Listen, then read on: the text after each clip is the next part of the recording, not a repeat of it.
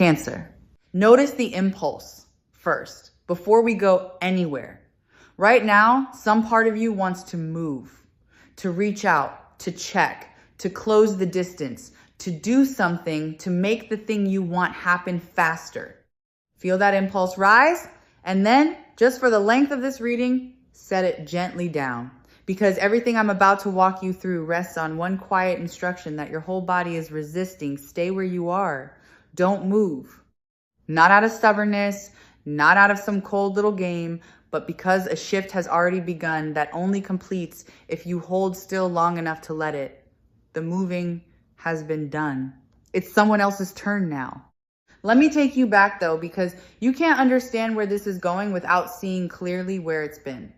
There was a long stretch where you were the one in motion. You were the initiator, the one who reached first, who kept the thread alive, who noticed the silence and filled it, who carried the weight of keeping this connection warm. You told yourself that was love, and in a way it was. But it was also exhausting. And somewhere underneath the giving, a quiet ache was forming, the ache of always being the one who tries. I want to name what that position did to you, because you've never fully let yourself feel it. Being the constant pursuer slowly teaches you a lie about your own worth. Every time you reach and the response is lukewarm, a small voice inside adjusts your sense of value downward. You begin to believe you have to earn what should have been freely given. You start performing, over-explaining, softening yourself, making yourself easier to want. And the cruel arithmetic of pursuit is that the harder you chase, the less valued you become, not because you're less valuable, but because anything that's always available stops being noticed. You were teaching them, without meaning to, that your presence required no effort to keep. Here is the quiet law underneath all of this, and once you see it, you can't unsee it. In any connection, attention flows toward what feels slightly out of reach and away from what feels guaranteed. This isn't cruelty. It's simply how desire works. Desire needs a little space to move into. It needs a question, a gap, a reason to lean forward. When you fill every gap yourself, when you answer the question before it's asked, when you leave no space at all, you accidentally remove the very thing that pulls a person toward you. The distance you've been so afraid of is not the enemy. Handled rightly, the distance is the magnet. So let me show you the moment it started to turn, because there was one, even if you didn't recognize it while it was happening, at some point, worn out or wounded or simply done, you stopped reaching quite as much. Maybe you didn't even decide it consciously. You just had less to give, or you finally protected yourself a little, or life pulled your attention elsewhere. And in that pause, something changed in the field between you that you couldn't see from your side. The steady signal you'd always sent went quiet. And silence from someone who was always present is the loudest sound there is. Feel what happened on their side when that quiet arrived, because this is where the whole dynamic begins to invert. They had grown used to your presence the way you grow used to a light that's always on, not noticing it, not thinking about it, simply assuming it would be there. And then it dimmed. And the strange thing about a light you took for granted is that you never feel its warmth until the room goes cold. The absence you created, without even trying to, did something your presence never could. It made them aware. It made them wonder. It turned their attention, for the first time in a long time, back toward you. This is the kind of turning point that a reading from Sarah Angel Tarot is here to help you actually see. Not the loud, obvious moments, but the quiet hinge where a whole dynamic swings the other way while you're too close to it to notice. Because you've been so focused on what you might have done wrong that you've missed the thing that quietly started going right the moment you stopped overgiving. Let me explain why your stillness raised your worth. Because this isn't manipulation, and I don't want you to mistake it for a trick. Value and scarcity are woven together in the human mind in ways none of us fully control. What's abundant, we discount. What requires something of us, we prize. When you were endlessly available, you were unconsciously priced as abundant. The instant you became a little less reachable, the pricing shifted not because you changed as a person, but because they suddenly had to consider the possibility of your absence. And nothing clarifies how much someone wants a thing quite like the dawning fear that they might not have it forever. So here's what's stirring in them right now, in this present moment, as you sit reading this. A restlessness, a pull they can't quite explain and might not even admit to themselves yet. They keep expecting the old signal from you, the message, the reach, the reassurance, and it isn't coming the way it used to. And that missing signal has created a low hum of unease in them, a sense that something has shifted, that the ground they stood on so casually is no longer guaranteed. That unease is not a bad sign. That unease is the exact feeling that precedes a chase. I want you to understand what they're beginning to realize, because it's specific and it's not what you'd guess. They're not primarily missing the things you did for them. They're missing the feeling of being chosen by you. When you pursued them, you handed them a steady, effortless sense of being wanted, and they leaned back into it without ever having to reciprocate. Now that the pursuing has quieted, that warm certainty has gone with it, and they're discovering how much they relied on it, they miss being wanted by you far more than they ever missed you when you were doing all the wanting. The absence of your pursuit is teaching them at last what it was worth.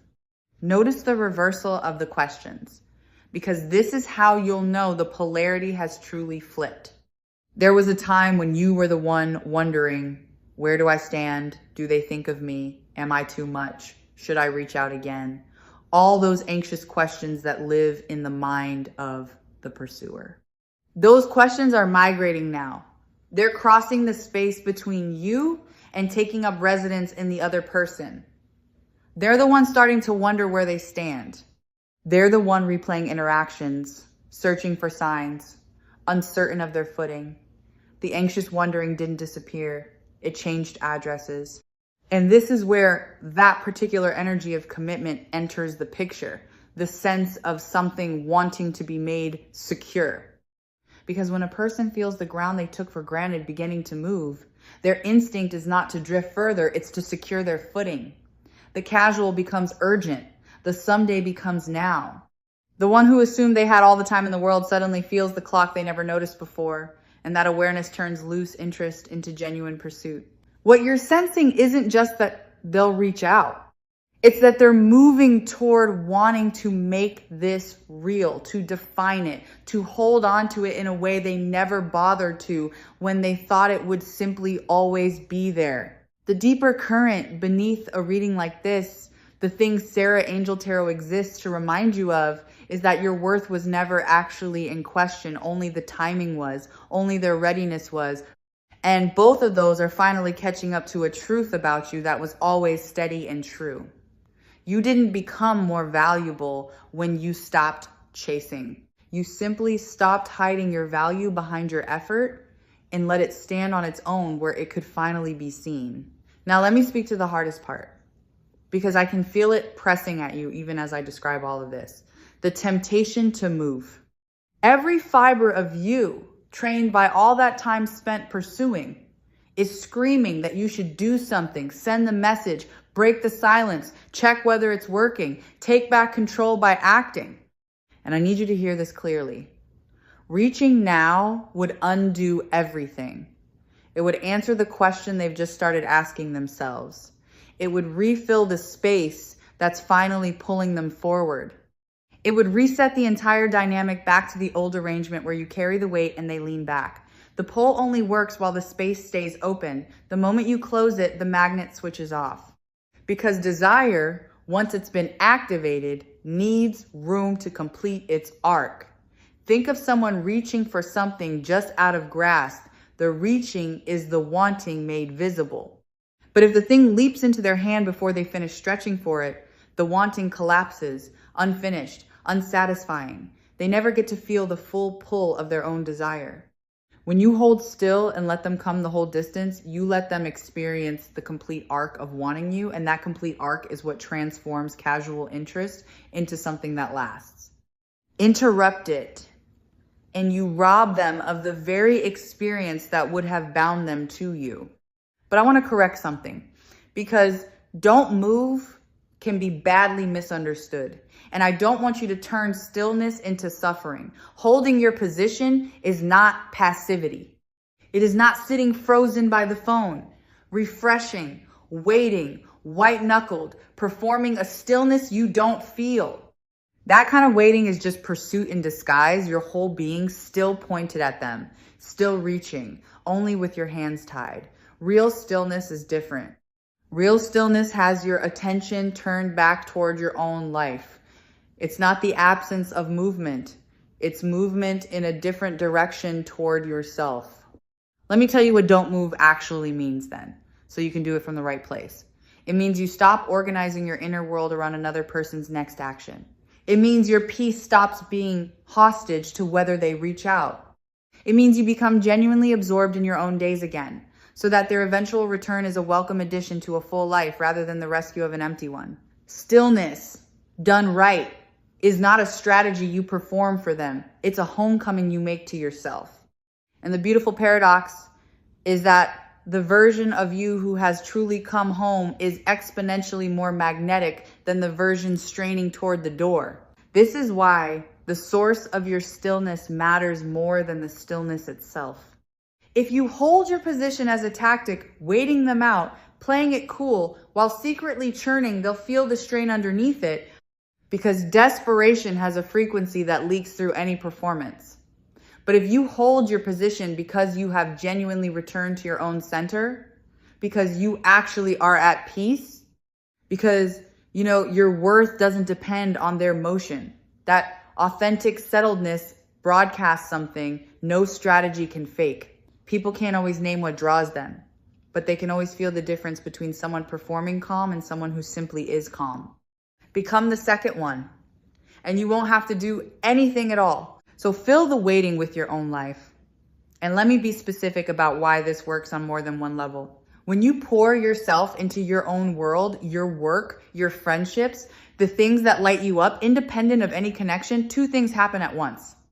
You become happier, which is reason enough, and you become more attractive, because a person fully engaged in a life of their own is the most compelling sight there is. Nobody leans toward a life on hold. Everybody leans toward a life in motion. Live yours so fully that reaching you requires them to catch up, and watch how quickly the catching up begins. There's a sign that tends to come just before they move, and I want you to recognize it rather than dismiss it. Often it arrives as a small, low-stakes test first, a light touch, a minor reason to make contact, something they can frame as casual so their pride stays protected.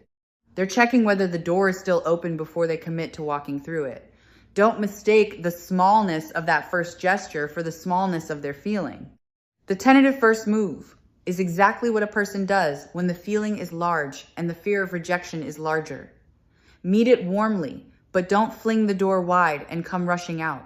Let them keep walking towards you.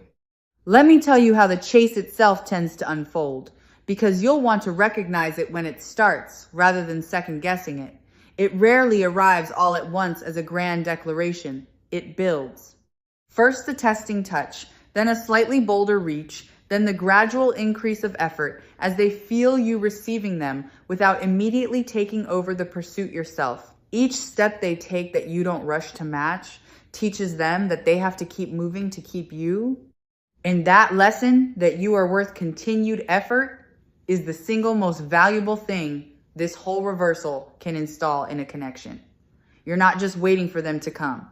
You're letting them build the muscle of pursuing you, which is a muscle they'll need for everything that comes after. When it does come, there's a way to receive it that preserves everything you've built, and I want to prepare you for it because the old instinct will be strong. Receive warmly, but do not immediately collapse back into the pursuer.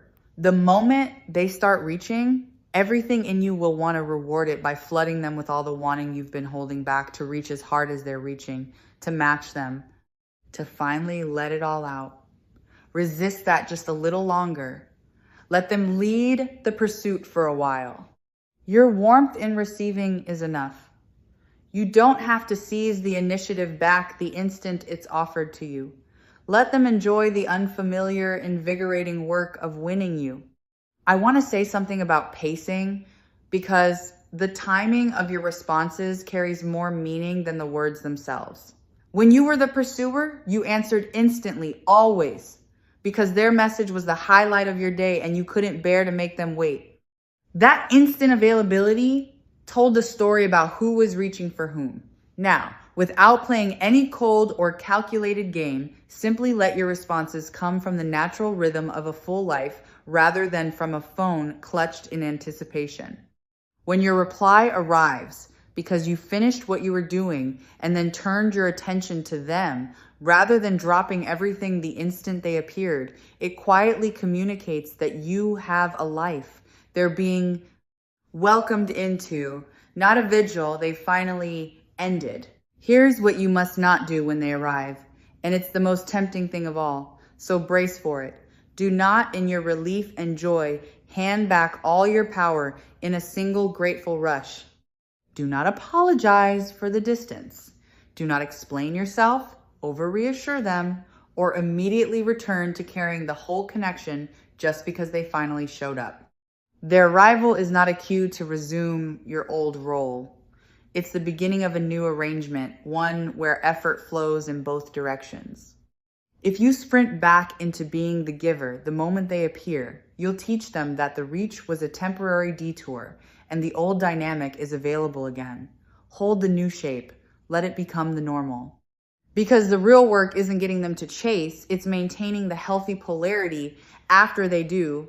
A connection stays alive when both people continue to reach for each other, when neither one goes fully slack in the certainty of being loved.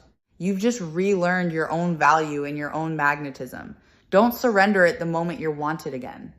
Keep tending your own life. Keep your center.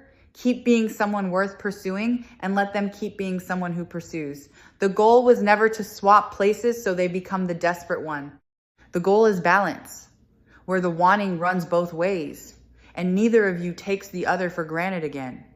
I want to name the healing available in all of this, because it reaches far beyond this one connection. You are learning, maybe for the first time in your life, that you are worth being pursued. So many people carry a deep, unspoken assumption that love is something they must chase, earn, and work exhaustingly to keep, that if they ever stop trying, they'd be left alone. This reversal breaks that assumption at the root. When you hold still and watch someone move towards you, you receive proof in your own experience that you don't have to chase to be loved. That your presence alone is enough to pull someone across a distance. That lesson, once learned in the body, changes every relationship you'll ever have afterward. Let me widen this out to the pattern it breaks, because I feel this has been the shape of things for you far longer than this one connection. You have so often been the one who loves more, tries harder, holds tighter, the one whose effort props up the bond while the other person relaxes into being adored. And you've quietly wondered whether that's simply your fate, whether you're built to be the pursuer, whether being loved as much as you love is something that happens to other people. This is where that story ends. Not because you finally chased skillfully enough, but because you finally stopped and discovered that when you stop, the right kind of love comes toward you on its own. I need you to hear something true about your worth, because you've spent so long trying to prove it that you've forgotten it was never actually in doubt. When someone doesn't pursue you, it is almost never a verdict on your value. It's a reflection of their own readiness, their own fears, their own tendency to take for granted whatever feels secure. Your worth was constant the entire time, through all the reaching, all the lukewarm responses, all the moments you felt like too much. It didn't rise when they finally noticed. It was always there, at full strength, simply waiting for the conditions that would let it be seen. And stillness created those conditions. Stillness didn't make you valuable. It made your value visible. Consider what it is about a settled, rooted person that pulls others toward them so powerfully, because understanding it will help you stay in that place. A person anchored in themselves offers something rare, a sense of stability, of not neediness, of being complete on their own. That completeness is magnetic, precisely because it's uncommon. Most people are subtly reaching, subtly needing, subtly asking to be filled. The one who isn't, the one who seems whole and at ease and in no particular hurry, becomes the thing everyone leans toward. Your stillness is attractive, not because it withholds, but because it signals a fullness that others instinctively want to be near. Trust the timing even through the hardest stretch, because there will be a gap between now and their move, and that gap is where most people break. The waiting will test you. There will be a moment where it feels like it isn't working, where the silence stretches and the old panic rises and every instinct screams that you should just reach out and end the uncertainty. That moment is precisely the test. It's the point where holding still is hardest and matters most. Because what's happening in that silence, invisible to you, is the slow build of their wanting, and wanting needs time to ripen. If you break the silence right at the peak of their building desire, you cut the fruit before it's ripe. Hold through the hard stretch. It's the last and most important part.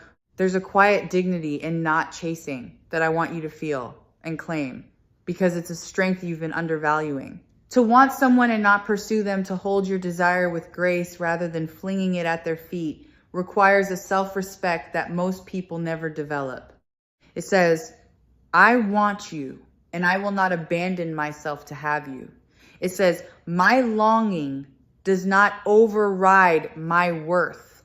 That combination of desire and dignity is one of the most attractive things a human being can embody, and you're being asked to embody it now. Not the absence of feeling, the presence of feeling held with self-respect. That's the whole art of this. And notice what their eventual pursuit will reveal, because it will tell you something you couldn't learn any other way. When someone chases you, moves toward you, makes the effort, closes the distance of their own will, you finally get to see their genuine feeling unclouded by your own pursuit. All that time you spent reaching, you could never be sure how much they truly wanted you, because your effort filled the space where their choice would have shown itself. Now the space is open, and whatever they do with it is pure signal. Their movement toward you is the truest information you've ever received about where they actually stand. Let them show you. Then you'll know. Let me address the thing your mind does in the quiet, because it's working against you without your knowing it. In the waiting, you'll be tempted to live inside your imagination, rehearsing the reunion, scripting what they'll say, replaying old moments, running the whole reconnection in your head 100 times over. It feels like keeping hope alive. But that constant mental reaching is just pursuit that's gone underground. Your body is still, but your attention is sprinting toward them every waking hour, and that fixation carries its own subtle weight in the field between you. The most powerful thing you can do is genuinely take your mind off it, not suppress the thoughts, but let your attention be so naturally occupied elsewhere that they simply don't have room to run on a loop. A watched pot and a watched connection behave exactly the same way. I want to separate two things that look alike but could not be more different: detachment and indifference. You are not being asked to stop caring. Indifference is the death of a connection. It's genuine coldness, the true absence of feeling, and it would end this rather than transform it. Detachment is something else entirely. Detachment means you care deeply and you release your grip on the outcome at the same time. You still want them. You've simply stopped needing to control when and how they come. It's the difference between clutching something so tightly your knuckles go white and holding it in an open palm. The open palm is not indifference. It's the most loving and the most powerful posture there is, because it wants, without grasping. There's a trap I have to name directly, because nearly everyone falls into it. The checking. Watching for signs of them, monitoring whether they've been active, searching for evidence of what they're feeling, refreshing to see if anything has changed. Every one of those small checks is a tiny act of pursuit. And worse, each one chips away at your own peace and quietly tells your nervous system that your calm depends on their movement. Set the watching down. You do not need to monitor the thing you're allowing to come to you. Surveillance and stillness cannot coexist. One is the anxious opposite of the other. Trust the process enough to stop auditing it. Consider what the people around them are noticing about you now, because word travels in ways you can't see. When you were the pursuer, the story that circulated about you was subtly one of availability, of someone always there, always reaching. That story has changed. The people in their world are beginning to register a different version of you, someone self-possessed, someone moving forward, someone who didn't fall apart in the absence. And that shift in your reputation reaches them through channels you'll never trace. Sometimes a person's pursuit begins not with anything you did directly, but with an offhand remark from a friend about how well you seem to be doing. Live well and let the news of it travel on its own. I want to prepare you for a particular kind of moment, because it often becomes the turning point. At some stage, they will encounter evidence of you thriving without them, a glimpse of you genuinely happy, absorbed in your life, radiant in a way that has nothing to do with them. And something will drop in their chest. Not because they're petty, but because nothing awakens a person to what they're losing, quite like seeing that the other person is going to be perfectly, beautifully fine either way. The one who assumed you'd always be waiting suddenly confronts the possibility that you're moving on. That confrontation is often the exact thing that turns a slow drift into an urgent pursuit. But hear this carefully, because it matters. You must not manufacture that moment. The instinct will be to perform your thriving for them, to make sure they see it, to stage your happiness as a message. Don't. The power of it lies entirely in its authenticity. The second it becomes a performance aimed at them, it curdles into another form of pursuit, and they'll feel the difference. Real, unstaged joy that happens to reach them is magnetic. Manufactured joy designed to be witnessed is transparent and a little sad. Just live. Let your genuine flourishing do its work without your interference. You don't need to point at it. Light doesn't have to announce itself. Let me offer you an image that captures the whole principle, because it's older than any of us. Nature does not tolerate a vacuum. When a space opens, everything around it moves to fill it. The absence you created by stepping back is not empty. It's a vacuum.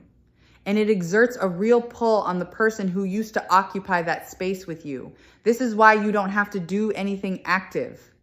The pull is structural. It's built into how connection works. The moment you stopped rushing to fill every gap yourself, you created a space that their own energy is now moving to fill. Your stillness isn't doing nothing. It's holding open the vacuum that draws them back.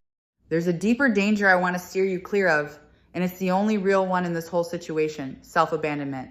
The true risk was never that they wouldn't come.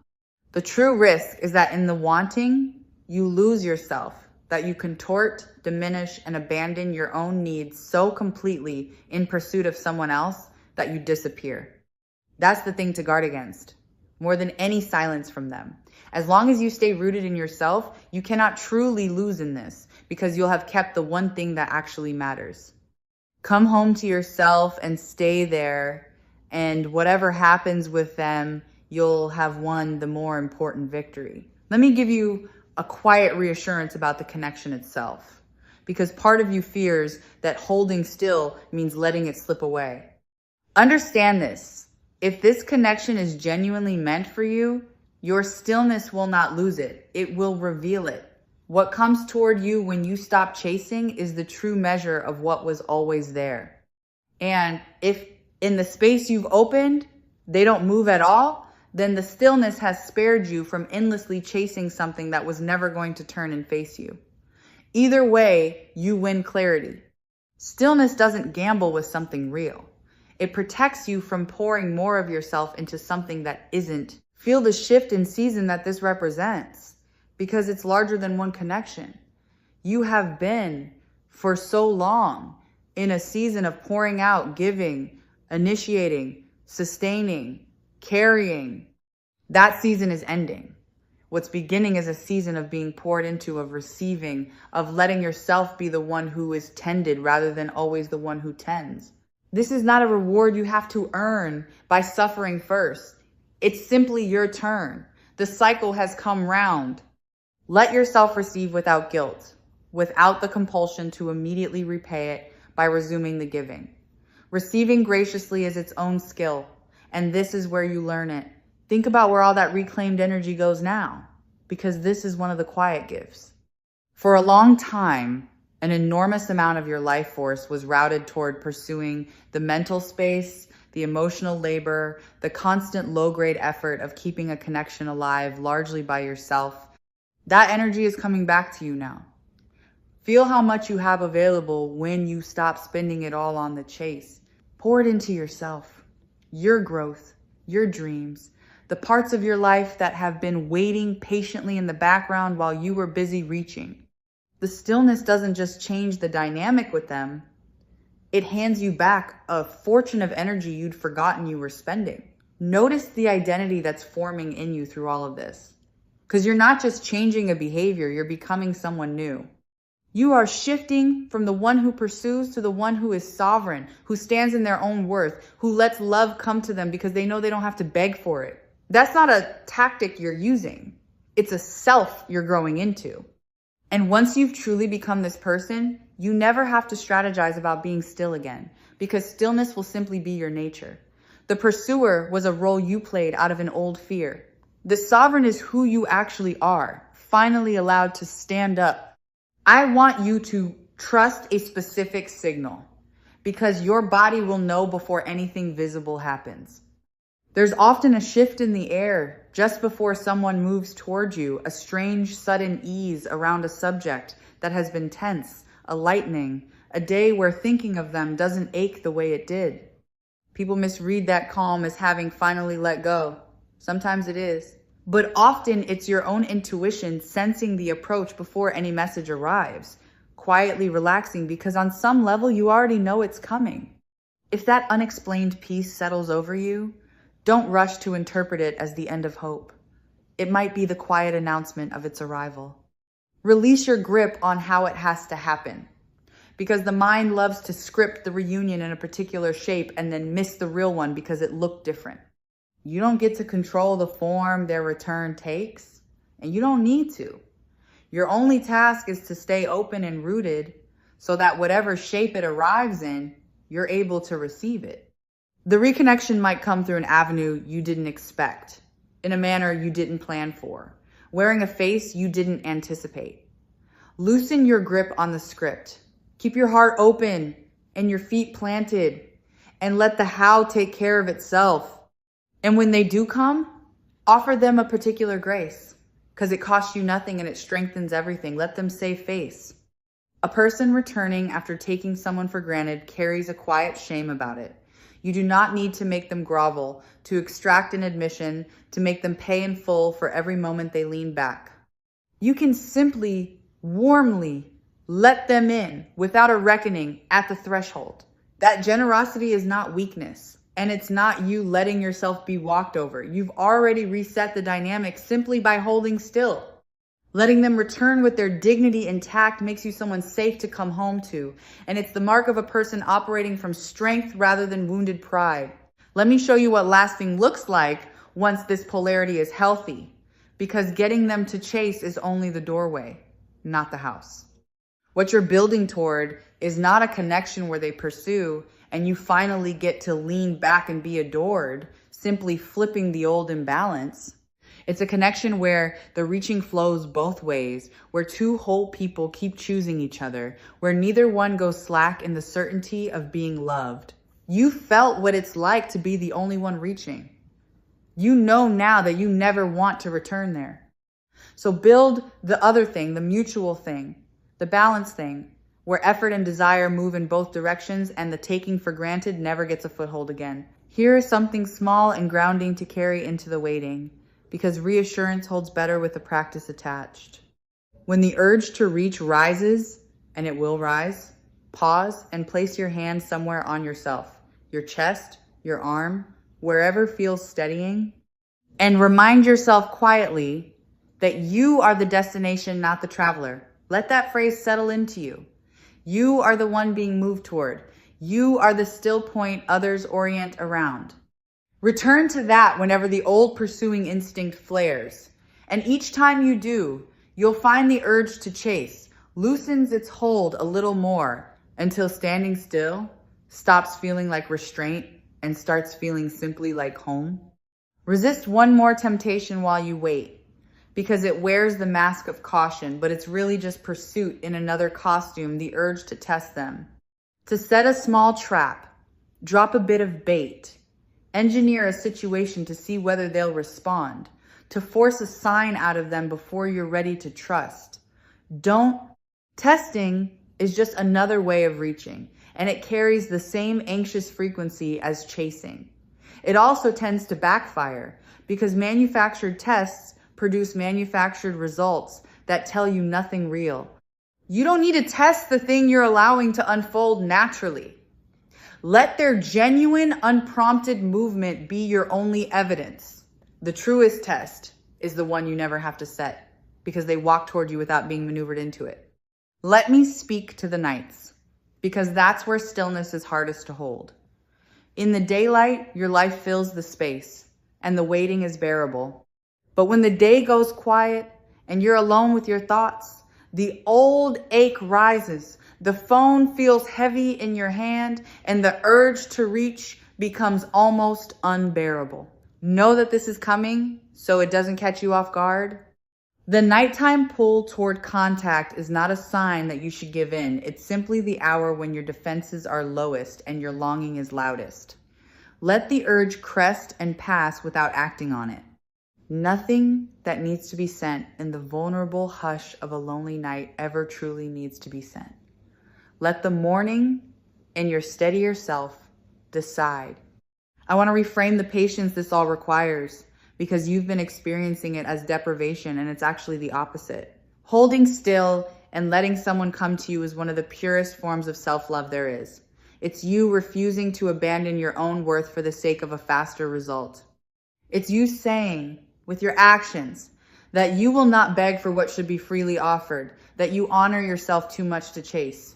Every hour you hold your position is an hour you spend choosing yourself. The patience isn't you going without. It's you demonstrating to yourself most of all that you finally believe you're worth waiting for. And let me give you a piece of discernment for when they do return, because not every return is equal and you deserve to tell the difference. A momentary impulse looks different from a genuine reckoning. Someone reaching out of a passing loneliness tends to test the water and drift again. Someone who has truly understood what they nearly lost comes back with consistency. They keep showing up, keep making the effort, keep demonstrating through steady action rather than a single dramatic gesture. You don't have to decide anything at the first knock. Let their consistency over a little time tell you which kind of return this is. The one meant for you won't mind proving itself because a person who genuinely wants you is glad of the chance to show it. One last thing before we close, because it's the quiet engine underneath all of this. Each hour you hold your position, the pull grows a little stronger. This isn't a single dramatic moment, but a slow accumulation, a compounding. The first stretch of stillness is barely felt on their side, but it builds. The absence deepens. The wondering sharpens. The taking for granted erodes a little more with every passing quiet. So if it feels early on like nothing is happening, understand that something is always happening. It's simply gathering below the surface, the way pressure builds long before it moves. Your only task is to not interrupt the gathering. Hold and let it accumulate into something that finally has to move. And release completely the fear that holding still means you're doing nothing. Stillness is the most active thing you've done in this connection for a long while because it takes everything in you to override the instinct to chase. And that override is the work. Every moment you don't reach, you are actively reshaping the entire dynamic. You are teaching, through your steadiness, a new lesson about your worth. Doing nothing has never required more strength, and nothing you could actively do would accomplish half as much as this disciplined, dignified, rooted refusal to abandon your own ground. As this reading settles toward its close, I want to leave you with the heart of what I felt for you throughout our time together here on Sarah Angel Tarot. Not a promise that you'll never have to reach for anyone again, but the deep reassurance that you are always worth reaching for. And that the stillness you're being asked to hold is not emptiness, but power. The quiet, rooted power of a person who finally knows their own worth and no longer feels the need to prove it by chasing. So here's what to do with yourself between now and the moment they move. Turn back toward your own life with everything you've got. Let your days be full and good and genuinely yours. Keep the door open, but stop standing in the doorway. Stop watching the horizon for their approach and simply live so completely and so well that when they do come, and I feel that they come, they arrive to find you radiant and occupied and whole, exactly the person they should have been chasing all along. You don't have to make it happen. You only have to stop making it not happen by reaching too soon. Hold still. Let the space between you do its quiet work. Let them feel the absence of the pursuit they took for granted and discover in that absence how much they want it back. You have spent so much of your life in motion toward other people. This is the season where you get to stand still and be moved toward, to be the destination rather than the traveler, the one who is sought rather than the one who seeks. It suits you.